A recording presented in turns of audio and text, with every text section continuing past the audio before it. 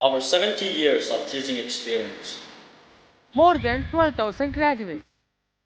One of the largest theological library. Multicultural student body. Qualified and experienced national and international faculty. Special focus on developing skills and spiritual formation. Tailor-made curriculum for everyone and anyone. Blended learning methods. Are you the one who has the passion, drive, and willingness to join this elite community? Join Hindustan Bible Institute and College to be developed as God-class transformational leaders. Let's change the world. Wanting to make a difference with your life? We want to invite you to come and join Hindustan Bible Institute and College, where we can pour into your life that you may be developed into what we call a God-class transformational leader to change the world with His love.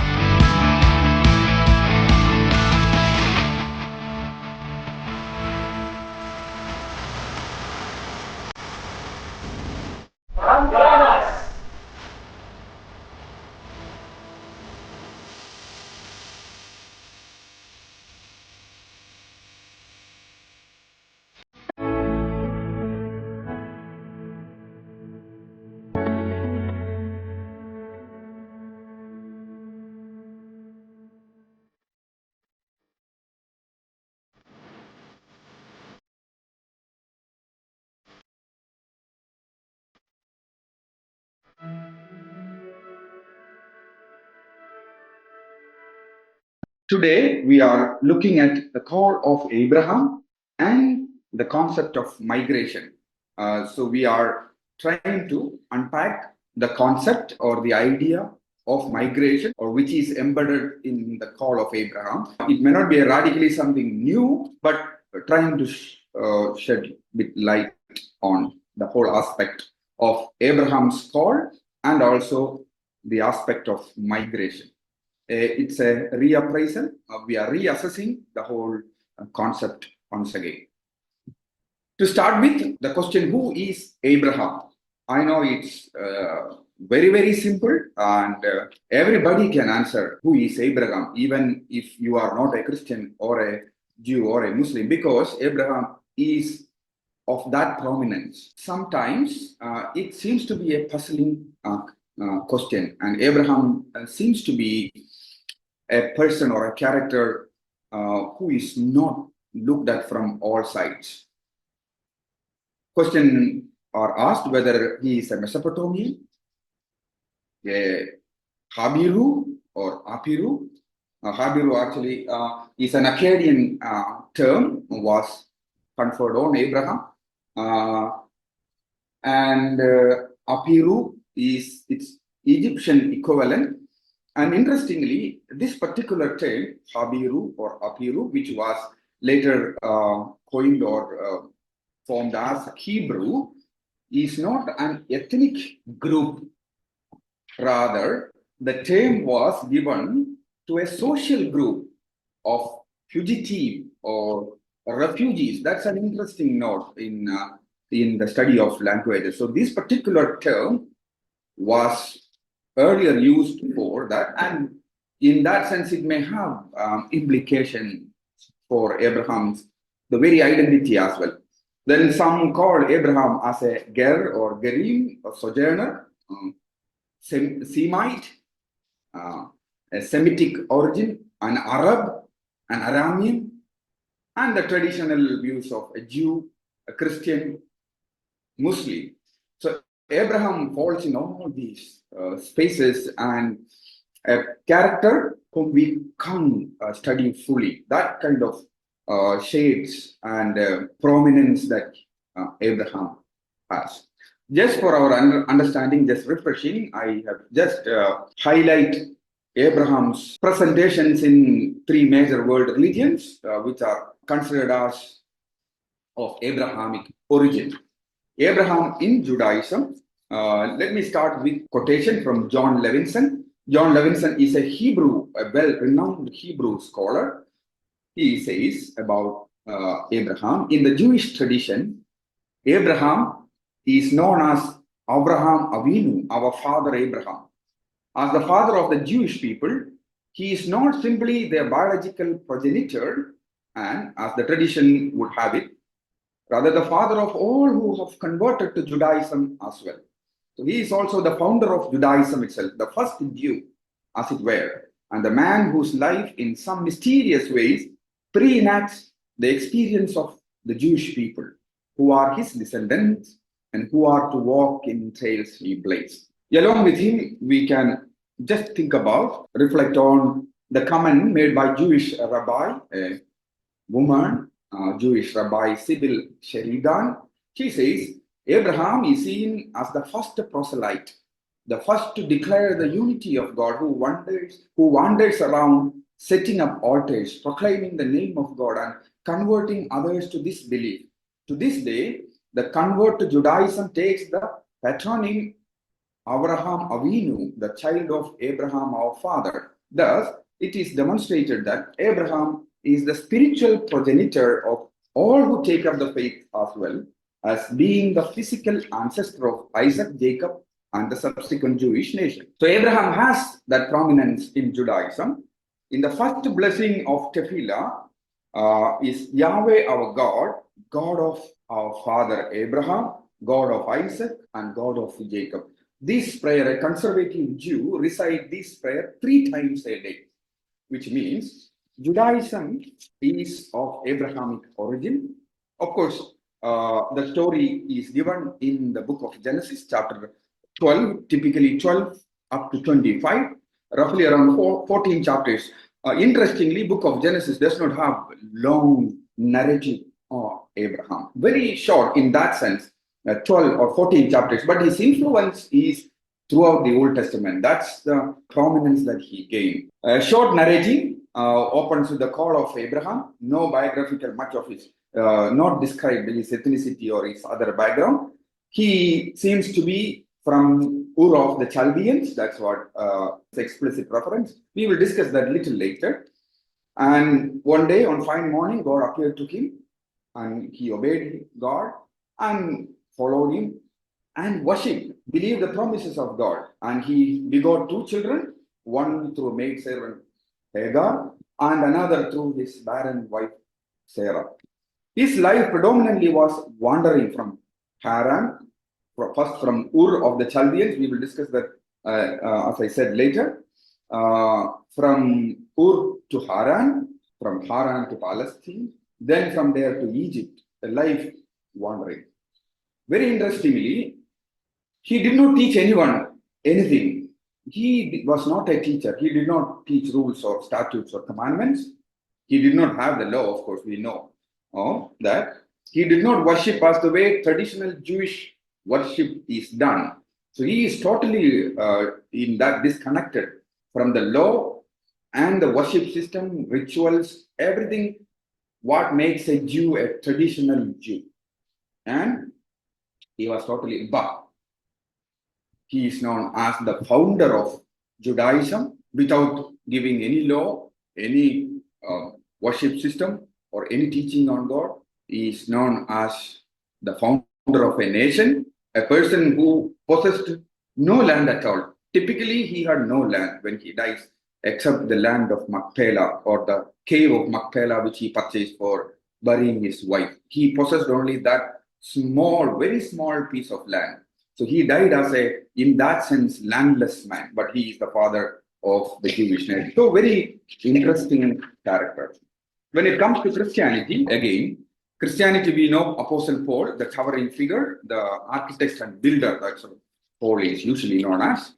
He writes, because of this in Romans 4:16 to 17, it is by faith in order that it may be according to grace, so that the promise may be secured to all the descendants, not only to those of the law, but also to those of the faith of Abraham. Here, Apostle Paul seems to be the one who even drafted, of course, the theological concepts, who gave the concept more explicit way that all who believe in Jesus Christ, worship Jesus, accept Jesus as the Lord, are children of Abraham. And he brings very rational arguments in Romans 9, 6 to 13.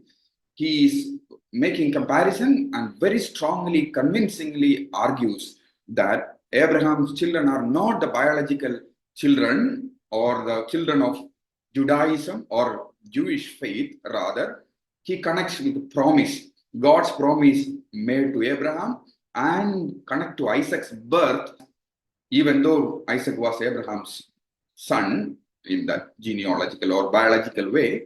He connects or he emphasizes more on the promise aspect, saying that Isaac represents child of promise and that is given to all. So Paul gave that idea, or so coined the idea. Even other writings of New Testament Gospels have that allusions, some explicit references, and Hebrews, James, all these New Testament writings also have the idea that Abraham is the father of faith, and connecting that to the disciples, followers of Jesus Christ, trying to link that. So from a small particular group, see, it is becoming bigger and bigger. First, as traditional Jews, only ethnic, then to converted Jews, then it is becoming to Christian faith as well. In the patristic period, church fathers period, it was primarily, or the concept or Abraham, the narrative was interpreted more typologically. We know both, not only both, most of the church fathers like Saint Augustine, Ambrose of Milan, bishop, he was the bishop, we know. Just interesting to read his comment, where there is Bethel, that is the house of God. There is also the altar. Where there is the altar, there is also the calling of the name of God. Kind of an allegorical spiritual interpretation of Abraham and Abrahamic narrative and the stories connected with, even connecting the sacrifice of Isaac as prefiguring a kind of a typological interpretation, sacrifice of Jesus Christ. So church fathers developed that concept a bit more during that period. Before I conclude about Christianity, it's important to note one point. But in the modern, postmodern, now we are in the postmodern period, by the arrival of historical critical approaches and other approaches, now we have numerous approaches to interpret the scripture. Very important to note the comment of Rabbi Chaim Potok. He is a well-known Jewish rabbi, a prolific writer. In one of his novels, he makes a comment about Christian interpretation of biblical characters, particularly the Old Testament, Abraham and other historical figures. He says that Christian interpreters damage the Hebrew Bible through their interpretation of its characters and concepts. And he specifically mentions Julius Wellhausen and his documentary hypothesis, saying that they have distorted the whole concept. They have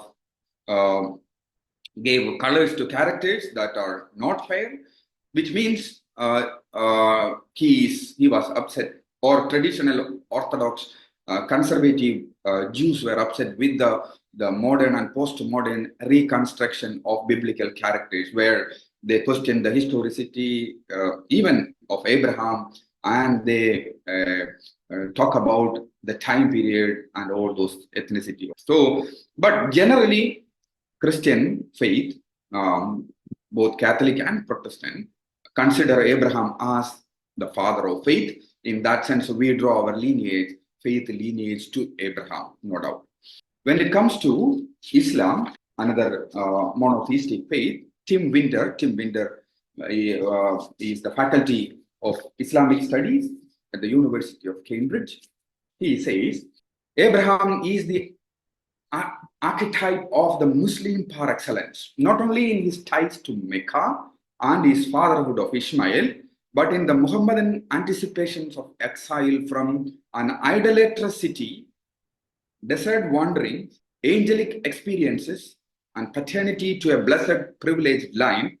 In the Prophet's case, the Ahl al-Bayat, the people of the house who have some always disputed. share in God's gift to protection from sin and from final frustration. For according to him, and even all Islamic scholars, Abraham is a very, very prominent person in Islam. And fatherhood, of course, we know the fatherhood that they draw through the line of Ishmael.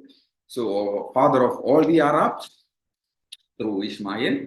And he is known as the introducer of monotheism, the Hanif. And he was a missionary as well, that he went around, taught pagan Arabs of the God, one God, and to give up idolatry. So he was a missionary in that sense, and a great model to oppose idolatry. He vehemently opposed idolatry, and he was a very, very strict monotheist, taught and even converted.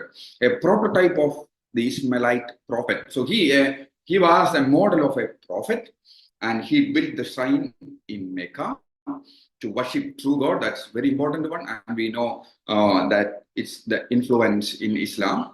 And he was persecuted for the new faith in true God and giving up idolatry. Because he gave up idolatry and opposed idolatry and started worshipping true God, he was persecuted, chased out of home, and wandered around. In those, he becomes a true model. Complete submission, archetype of angelic visitation. So, for Islam, Abraham is a saint in that, very, very influential figure. And on another important point, a migrant. And very, very interesting way, Abraham of Islam is migrating from a settled place to a barren land, both in Judaism and Christianity. As we discussed, Abraham's migration was from a settled land to, of course, a fertile land, not a barren land. But here, the migration was from a fertile, settled life to a barren land, trusting in God. And that's where he went to Mecca and built a shrine, he along with his son, and people even travel today as Hajj pilgrims. So Abraham, there is no doubt, an established fatherly figure, or father, not fatherly figure, in true sense, father to all three, which is around more than half of the world population, consisting of Islam, Christianity, and Jewish faith. Consider Abraham as the father. So half of the world are children of Abraham. Now let's come to the call of Abraham. The name Abraham first appears in Genesis 11:26, Avram. The name might mean exalted father, or the father is exalted. Etymological study is not very helpful in finding out the root, the origin, and other meaning. So the closest variant Akkadian is Abiram or Abarama, which makes sense, the meaning of in the exalted father in that way.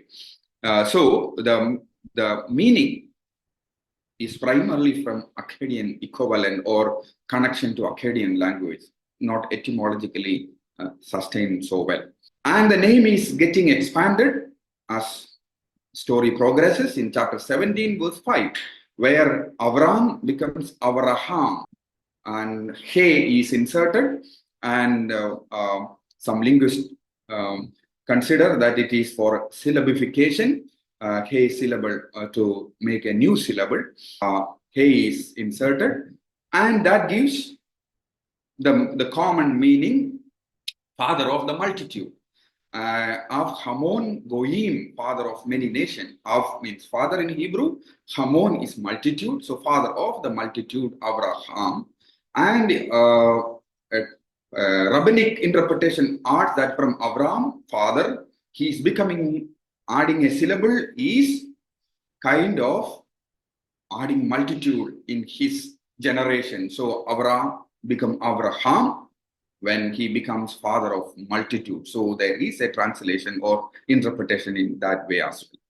Very brief background is given about Abraham. He is, or he was, the descendant of Noah through Shem. Very important point. The lineage, genealogy is connected back to Noah and Noah's son Shem. then Nahor, then Terah. He had two brothers, Nahor and Haran, and we know one brother dies while they were in Haran. Ur. Then we don't have much information on Nahor. His wife Sarai, and there is a very specific mention of her barrenness, which will have implications in the future, in their journey, faith journey, where there is, when very limited information is given on the person, this specific mention of Sarai was barren is intentional. And we discussed about, he was from Ur of the Chaldeans, lower southern Mesopotamia. And lower southern Mesopotamia, Ur, to locate that place, there are debates among the Old Testament scholarship, whether Ur, Chaldean is a later phrase that many of the scholars agree that Chaldeans may not be of second millennium BC, but there was Ur was a very prominent city both in the third and second millennium BC, very dominant city, and there were migrations from city to city at that point of time. There are arguments saying that it is not the lower southern Mesopotamia. Urif, maybe there is archaeological excavation found that a place near to Haran in the northwestern region of Haran, Urif, that may be the place where Abraham was originally from, and then he migrated from that place to Haran, which is not far. But if Ur of the Chaldeans is lower southern Mesopotamia, Haran is around 1,000 miles away northwest, which means the journey that Abraham, of course, Terah and family undertook was a very, very lengthy journey, very long journey, 1,000 miles converted to kilometers, and think about the journey that they undertook. So they migrated, and why the migration also questioned and debated, but archaeologists and historians note that there were migration, but a major population migration, particularly from the lower Mesopotamian region to a more fertile land due to a general, natural calamity or overpopulation in the region. So there could be possibility of migration from lower Mesopotamia to upper Mesopotamia, from south to northern part, due to population, famine, or natural calamity maybe. Whatever be the case, scripture is silent, so let us not dig further on that. His father Terah dies while they were in Haran. And then suddenly comes the scene where God appears, Yahweh appears to Abraham and gives the call. Before we get into the call, just a little bit of background. In the structuring of the book of Genesis, we know there are several ways to structure the book, but one of the prominent ways is considering the Toledot formula. Toledot is translation of, or the Hebrew term for generation or genealogy. If we study the book of Genesis 1 to 50, there are 10 generations. So accounts of 10 generations, and 5 generations in 1 to 11, then 12 to 50, another 5 generations, and they make 10 generations. And first 5 is part of the primeval history, call it universal history, or some call unknown history, from creation till the Tower of Babel. Then comes the particular history of Israel, history of the Jewish people from 12 onwards. So book of Genesis is divided in that way, based on 10 generations, 5 in the first part, 5 universal representing the whole world, another 5 representing particularly the Jewish, Hebrew, or Abraham's descendants. But interestingly, Abraham comes in the middle, a kind of a transition. So from primeval history to patriarchal history, the connecting link seems to be Abraham. So Abraham tries to connect these two distinct time period, two great eras of human history. We do not know even the time frame, but Abraham stands in the middle and connecting these two, very interestingly, through Shem and Terah. This is one way. Another more important theological thematic connection of Abrahamic call, where we see that the incidents, repeated incidents, very explicit there. Garden of Eden. Wondrad was the theologian or Old Testament scholar who highlighted this first. Then there are several other scholars. Notice the recurrence of this theme of disobedience, judgment or sin, judgment, and then grace of God. So this is being repeated from Genesis 1 to 11, where the first episode, Garden of Eden, sin as disobedience, but we see the judgment as expulsion, in a sense, sending away, expulsion from the garden. Then Cain and Abel, expulsion from Cain, tillable land. In the third episode, where during the flood, chapter 6 onwards, we see the entire humanity are participant in that, and expulsion from the earth. God is expelling everybody from the earth. Then the last episode of Tower of Babel, expulsion from the city.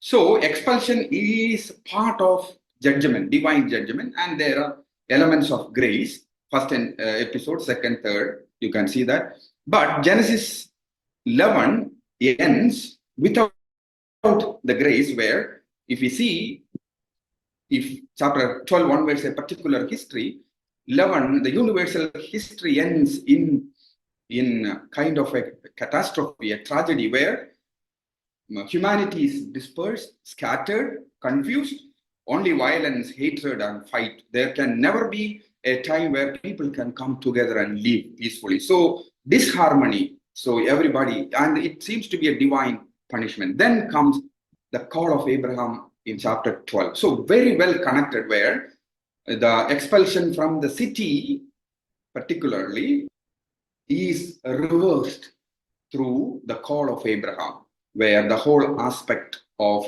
migration comes into the picture. So in all these 4 episodes, expulsion, if we put it in our own modern term, migration. So God kicks people out. We will come to that in the Tower of Babel incident as well.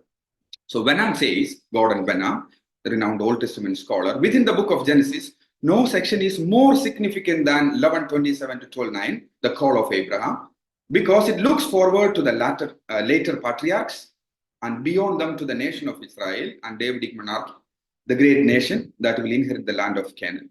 It also looks back to the primeval history, announcing the divine intervention that will bring blessing to all the families of the world, whose history hitherto has been overshadowed by divine judgment from Eden to the flood to Babel. So Abraham's story, call of Abraham, is looking backward and looking forward, pulling the past and taking forward. So call of Abraham is the connecting point between universal to particular, between chaos to order, between the divine judgment or curse to blessing. So call of Abraham is very, very significant, and we know there are several aspects of the call of Abraham. One person is called to rebuild the world in the face of a universal catastrophe, as I mentioned. Tower of Babel seems to be in Shinar. So we come back to the Tower of Babel, where the call of Abraham and the aspect of migration becomes a bit more clear, or we can try to see in that. In chapter 8, verse 9, we know after the flood, usually it is understood that the mountain Ararat, geographically located, where Noah's Ark lands after the flood. But when we read chapter 11, people are traveling towards the east, or in the east, actually. Geographically, little bit confusion is there. But they come and settle in a place called Shinar, and then build a tower, not only a tower, a city. So one scholar mentioned the direction of the movement is not perfectly clear, since Hebrew is not as explicit in directions as we would like. It may be eastward or from the east, but their destination, Shinar, is not uncertain, for it is known to be Mesopotamia. So the area is Mesopotamia, where Shinar or the Tower of Babel or the city of Shinar is located. At least more or less that area, region, even if we are not able to pinpoint a particular specific place. And there is an emphasis, let us build for ourselves a city and a tower. So along with the tower, city also was built. And interestingly, in the judgment, when God is scattering them, it is mentioned in chapter 11, I think verse 4, they stopped building the city, not the tower. So in the judgment part, tower is not mentioned, but city is mentioned. City was half built, that they had to leave building of the city, settled life, and go and to be scattered. In building a tower and a city, the sin of humanity was not only human rebellion. So usually the sin of Tower of Babel is considered as vertical, relating to God, pride and rebellion, that they rebelled against God. So it was a human divine tension. That's why usually it is seen. But if you read carefully, we can see there is a horizontal aspect, because people are coming together to dwell in a place where God, in the very beginning, said, go and multiply, fill the earth. So God's intention of humanity was traveling everywhere and filling the earth, where there is a tendency for humanity to come together and stay together. And that is from the very beginning, from Cain onwards. Cain seems to be the man who built a city and caused people to live together. And there are even Noah's time. And there was always a temptation for people to come together and live in cities, or make city, build cities and live. But God's call was to go everywhere, fill the earth. And here, it seems there is a horizontal aspect where God was upset that they come together and build, not or resisting God's plan or not fulfilling the command of God to fill the earth. So in that context, calling of Abraham from Ur of the Chaldeans, or Haran later, was a calling from a settled life. He was settled there, whether it was Ur of the Chaldean, lower Mesopotamia or upper Mesopotamia, then Haran. From a settled life, he is called to migrate. Reversing the scene where the same, it's important to notice the verb there. People migrated to Shinar, same Nasa is used. They journeyed, and Yashab, they settled there. Here, the same phrase is used. Abraham, Nasa, the verb Nasa is journeyed from Haran, where he settled, Yasha. So there, they traveled and getting settled. Here, from getting settled, he is undertaking a travel, a migration, a nomadic life. So that's affecting both vertical and horizontal, where relationship with God, problem, relationship with their commitment to the earth, where in the creation account, take care of the earth, fill the earth. There is a stewardship that God demanded from humanity. So mission of Abraham is both vertical and horizontal, connecting people back to God and filling the earth, that every part of the earth is populated. It's not only some part, wherever people can dwell, it should be populated. That was the divine intention. So Abraham, the migrant, sojourner. So the very first words of Yahweh to Abraham, very strong imperative form of halak, the Hebrew, very common verb, halak. Lek, lekah. There are translation difficulty how to translate two imperatives in that sense, but it's very, very strong. Go, get out, kind of a command, very, very strong command from God to get out. Again, this is what it is, calling Abraham to come out, to travel. Three aspects: your country, your homeland, your father's house. So Abraham was the very first appearance of God, or very first word that Abraham heard, directly mentioned, is to go out or leave behind your country, your homeland, your father's house. Jonathan Magnet says, you cannot leave your land without first leaving behind your kinsfolk and without leaving your father's house prior to that. The sequence has to do with increasingly harder emotional decisions from your land, from the family in which you grew up, your culture and society, to the house of your father, the strongest, most emotional tie that a person has. All of these he is asked to give up to follow a mysterious God. That means he had to cut off all natural human connections.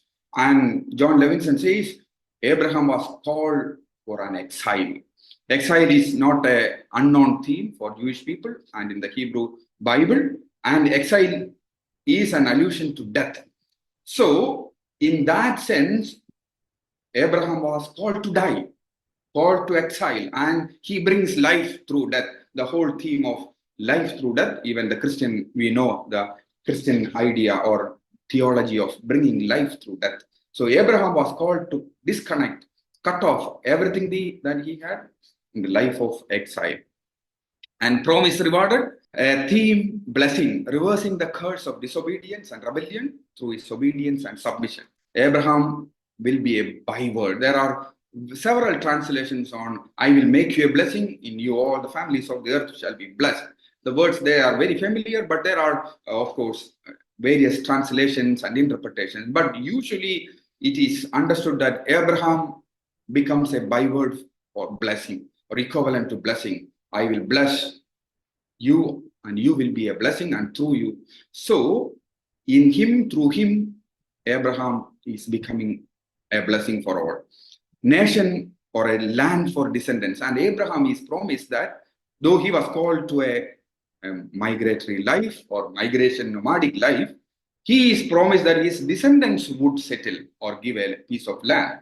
And very interestingly, God is not anti-urban that many think, and I am also not intending to present that God as an anti-urban or anti-city God. Rather, God wants people to settle, have settled life, but God is promising Abraham that your descendants, people of God, Israel, will possess a land, and that land will be very special, and that people group also will be very special. That nation will be very special, not because of the superiority or comparison to others, because of their moral, ethical, spiritual life, that they will be channels of blessing, that they will set the standard for the whole world. The world can live peacefully when the law, God's commandment, God's standard is followed, and where God becomes the sender. So in the land that God would give to Jewish people and they settle, where Yahweh would be at the heart or the center of the land. So God is promising that his descendants would have a model settled life where God's word will be upheld or God is honored, and several other aspects. We don't have time to dig deeper into that. And then a great name is equivalent to identity in the Old Testament. And Abraham, humanity will get an identity there only through Abraham.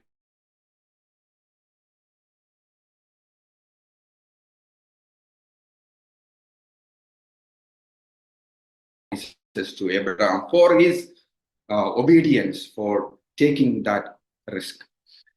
So the migration of Abraham was called to the memory of people as a positive event. Even though we talk about migration sometimes in a negative lens, migration of Abraham and his son and grandson or grandchildren, that event is called to memory as a positive event, which makes them humble and remind them of the mission that they are called to the people on the move. If we read the law of Moses very carefully, it explains God's concern for the people, the sojourners, the aliens and all.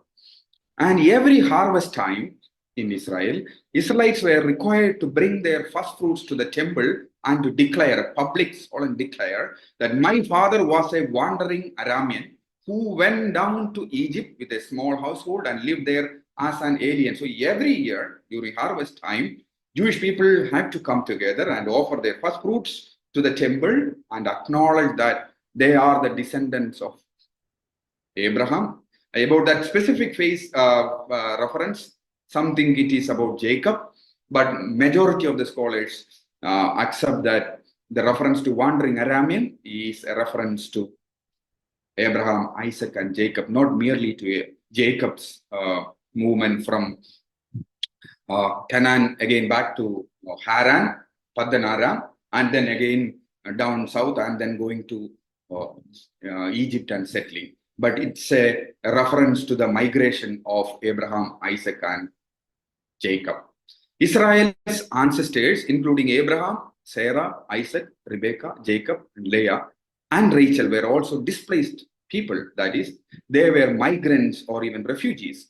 In narrating their stories, the Bible deals with issues such as migration, aliens, economic survival, hospitality, security, and the hostility of host population. So it is given as a very, very important theme when every year Israelites are asked to recite this, saying that their father or their patriarchs were wandering Arameans, that they were displaced people, even though the descendants are well settled, they can't forget their past.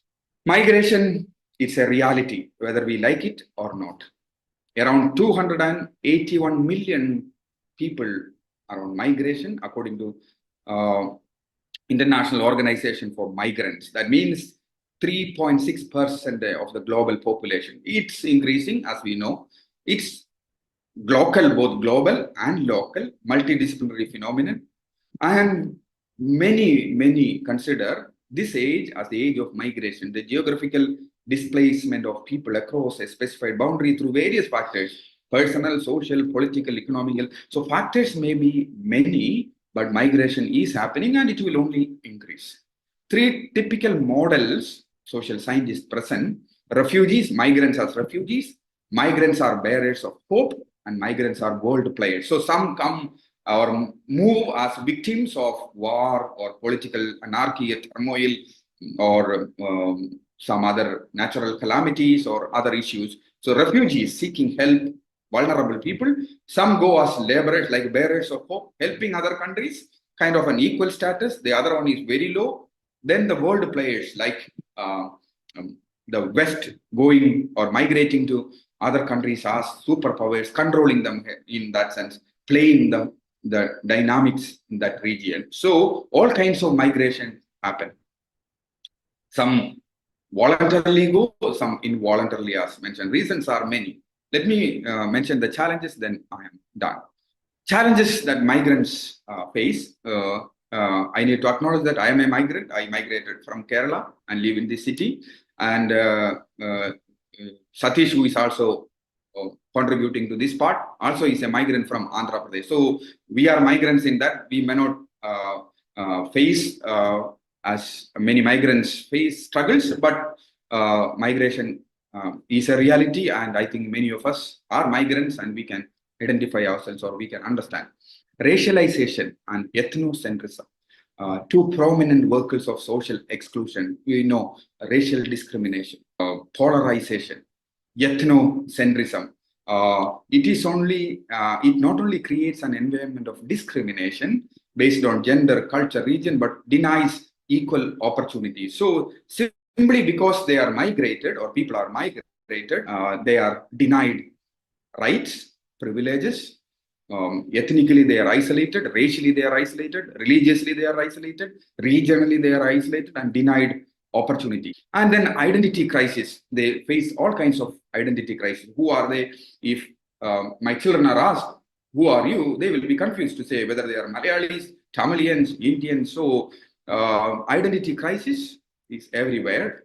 It's much more to some others. Responses. Satish has highlighted these issues well in the paper. Hopefully it will be published in our journal, and those who are interested can subscribe the journal and read more. Because of the time limit, let me close. Responses. At least we can embrace cultural diversity, hospitality. We can migrate, since we live in a multicultural context, diversity. Accept diversity as a blessing rather than as a problem. Sometimes it can be problematic, but always, even when there are tensions, always consider diversity as a blessing and be agents of diversity rather than exclusive, narrow parochialism or regionalism. Hospitality, welcoming them. Interestingly, in Kerala, migrant workers from north are called Aditi Thorilaligal. It's an official legal term. we are not supposed to call them laborers of North Indian laborers. Officially, they are addressed as Aditi Torilali, which means guest workers. Like the colleges have guest lectures, the poor migrant workers who are in the service even duties, they are called Aditi Torilali, guest workers, with the dignity and respect that they deserve. So kind of hospitality, giving them a space where they are welcome, accepted. From marginality to solidarity. We can easily marginalize people, but it's always good as Christians to be in solidarity with them. Then witness, being with them. So these are some of the random thoughts that came to us as responses. But we can do much more than as refugees. So I am done. Thank you for patiently listening.